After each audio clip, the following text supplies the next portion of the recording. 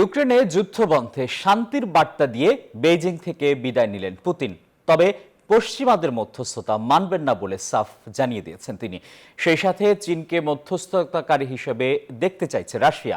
এদিকে অর্থনৈতিক ও সামরিক সম্পর্ক নিয়ে পশ্চিমা বিশ্বকে বড় বার্তা দিতে চাইছে বেইজিং।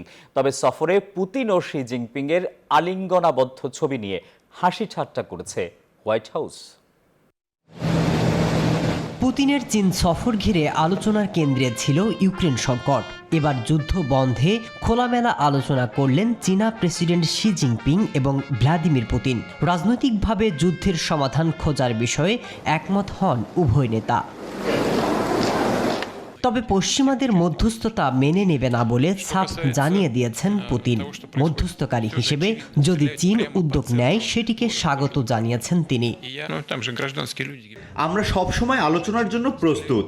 এর আগেও শান্তি চুক্তির নামে আমাদের সাথে প্রতারণা করা হয়েছে। কিয়েভ থেকে রুশ সেনারা পিছু হটলে আলোচনার কথা বলা হয়েছিল। আমরা পিছু হটি, কিন্তু তারা আলোচনা না করে পাল্টা হামলা চালায়। কাকে কতটুকু বিশ্বাস করা যাবে? তবে বিশ্লেষকরা বলছেন দুই নেতার এই সফর মূলত ভালো চোখে দেখছে না ওয়াশিংটন। সেই সাথে পশ্চিমাদের চাপে রাখতেও একটা বার্তাও দিতে চায় তারা।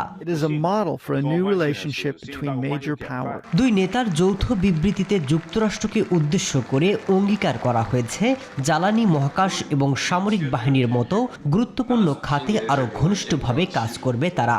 তবে পুতিন আর শির সম্পর্ক নিয়ে ঠাট্টা করে যুক্তরাষ্ট্রের উদ্বিগ্ন হওয়ার বিষয় এড়িয়ে গেছে হোয়াইট হাউস। কাঁধে কাঁধ মিলিয়ে সুউচ্চ প্রাচীর ঘেরা বেজিংয়ের পার্কে হেঁটেছেন শি জিনপিং আর পুতিন। চায়ের কাপে চুমুক আর চাঁদের আলোয় গা ভাসিয়েছেন দুই নেতা।